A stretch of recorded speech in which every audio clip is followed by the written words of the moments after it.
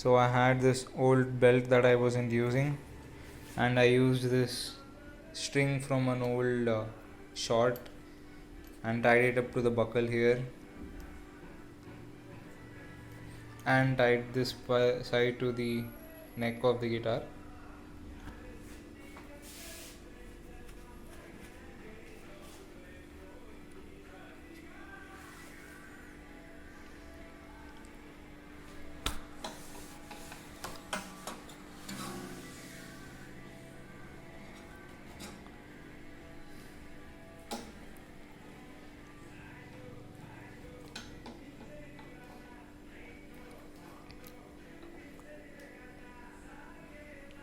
The other side also I used the same string. So this belt had this metal thing at the end. So you open this up and put this string inside,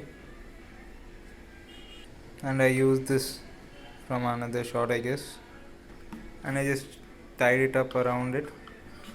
It's tight enough already, but so I just tied it up like this.